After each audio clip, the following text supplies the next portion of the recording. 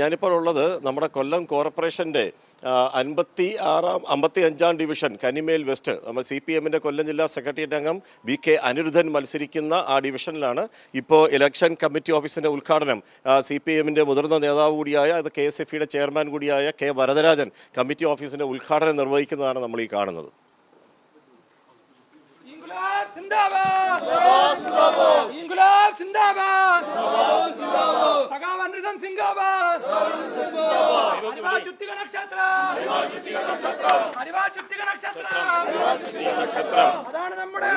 ഒരുപാട് ഇലക്ഷൻ ഇതൊക്കെ ഇതുപോലെ നേതൃത്വം കൊടുത്ത വ്യക്തി കൂടിയാണല്ലോ. എങ്ങനെയാണ് കോർപ്പറേഷൻ തെരഞ്ഞെടുപ്പ്?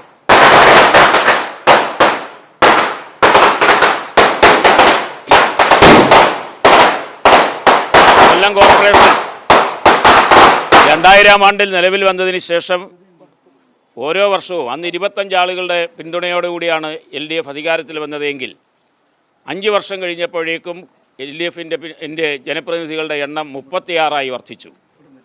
RSP വിട്ടുപോയതിന് ശേഷം 34 ആളും പിന്നീട് 36-ഉം കഴിഞ്ഞ തെരഞ്ഞെടുപ്പിൽ 39 ആളുകളുമാണ് ജയിച്ചതെങ്കിൽ ഇപ്രാവശ്യം ഞങ്ങൾ 45-ന് മുകളിൽ ഡിവിഷനുകളിൽ ജയിക്കുമെന്നുള്ള കാര്യത്തിൽ യാതൊരു സംശയവും ഞങ്ങളെ സംബന്ധിച്ചിടത്തോളം ഇല്ല. ആവേശകരമായ മുന്നേറ്റമാണ് നടക്കുന്നത്. എല്ലാ സ്ഥലങ്ങളിലും വലിയ തോതിലുള്ള മുന്നേറ്റം നടത്താൻ ഞങ്ങൾക്ക് കഴിയും എന്നുള്ളതാണ്. 55 സീറ്റിലും ജയിക്കുമെന്ന് പറയുന്നത് ഒരു തെറ്റായ അവകാശവാദമായി പോകും എന്നുള്ളത് കൊണ്ടാണ്. ചിലപ്പോൾ സംഭവിച്ചുകൂടാ എന്നും ഇല്ല എന്നുള്ളത്. 56.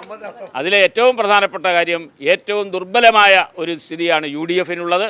BJP-ക്കുള്ള ജനപിന്തുണ ഓരോ ദിവസം കഴിയും തോറും നഷ്ടപ്പെടുകയും ഒരു ക്രിമിനലുകളുടെ കേന്ദ്രമായി അത് മാറുകയും സ്ഥാനാർത്ഥിത്വം കിട്ടാത്തതിൻ്റെ പേരിൽ ആത്മഹത്യകളും മറ്റും തുടരുകയും ചെയ്യുന്നതിൻ്റെ പേരിൽ ജനങ്ങളിൽ നിന്നും കൂടുതൽ പല ഡിവിഷനിലും കോൺഗ്രസും BJP തമ്മിൽ രഹസ്യധാരണ എന്നൊക്കെ ഒരു ആരോപണമല്ല. ഞാൻ അതിൽ പല സ്ഥലത്തും സ്ഥാനാർത്ഥികളെ നിർത്തിയത് അവർക്ക് സമാഹരിക്കാൻ കഴിയുന്ന വോട്ട് പോലും സമാഹരിക്കാതെ UDF-ന് കൊടുക്കുന്നതിന് വേണ്ടി സ്ഥാനാർത്ഥികളെ നിർത്തിയിരിക്കുകയാണ്. അതിലൊന്ന് സഖാവ് അനിരുദ്ധനെ എങ്ങനെയെങ്കിലും തോൽപ്പിക്കാൻ പറ്റുമോ എന്ന് നോക്കിക്കൊണ്ടൊരു ആളെ BJP ഒരു സ്ഥാനാർത്ഥിയെ നിർത്തിയിരിക്കുന്നത് വോട്ട് മറിക്കാൻ പറ്റുമെന്നുള്ള വ്യാജ പ്രചരണത്തോടെയാണ്. അതിനെയെല്ലാം ശക്തമായി നേരിട്ടുകൊണ്ട് ഞങ്ങൾ മുന്നോട്ട് പോവുക തന്നെ ചെയ്യും.